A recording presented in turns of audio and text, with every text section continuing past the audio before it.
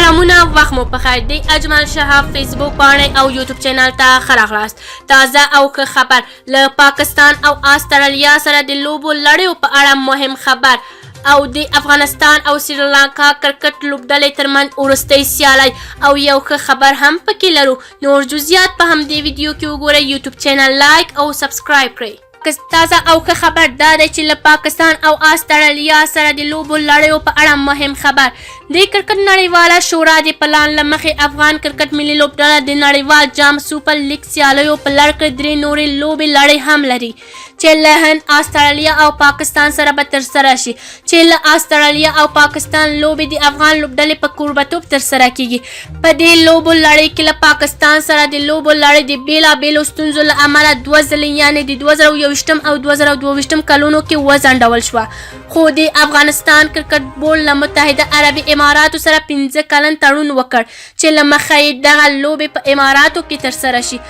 له متحده عربي اماراتو سره په تړون کې افغانستان ته دا امتیاز ورکړل شو چې د دغه هیواد لوبغاړي د خپلو لوبو لپاره وکاروي او افغان لوبډله به چې د ټسټ غړیتوب لرونکی دی له 2مې درجې لوبډلې یعنې اماراتو سره هر کال 3 اوريزې لوبې ترسره کوي. د اماراتو کرکټ بورډ عمومي منشي مبشر عثماني په یو بیان کې وویل مونږه خوښ یو چې د افغان کرکټ بورډ ملاتړ کوو ترڅو د هغوی د کرکټ لپاره کور برابر کړو او د افغانستان کرکټ بورډ څخه هم مننه کوو چې د متحده ایالاتو په وړاندې د 20 اوريزې لوبو لړۍ په لوبولو سره موافقه وکړه. په همدې اساس افغان لوبډله به د استرالیا او پاکستان سره د 50 اوريزو لوبو لړۍ لپاره د اماراتو لوبغاړي وکاروي او دا لوبو لړۍ په راتلونکي کال کې د دغه هیواد له کرکټ بورډونو سره تر موافقې وروسته ترسره شي. د افغانستان او سریلانکا کرکټ لوبډلې ترمنځ وروستۍ سیالۍ هم انشاءالله سبا ته دی. د افغانستان او سریلانکا ترمنځ د کرکټ یو ورځنۍ لوبه سبا د لندۍ 9 په پام کې ده.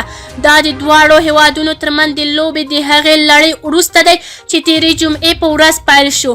د دې لوبو د لړۍ لومړۍ لوبه د افغانستان د 18 منډو په توپیر وګټله خو د یکشنبې په ورځ د دوی 2مه لوبه د باران له کبله وځنډول شوه او که څه هم د دوی لوبه د دواړو لوبډلو مساوي پایټونه وکټل خو ملي لوبډله د 2023 کال د یو ورځنۍ سیالۍ نړیوال جام ته غوره شو. او ښه خبر دا چې سبا به انشاءالله د باران هیڅ امکان نشته او نه هم وریځ ده. افغانستان د بریا په هیله او په دعاګانو کې مه هیروئ. که چیرې کوم نظر لرئ کومنټ کې شریک، یوټیوب چینل لایک او سبسکرایب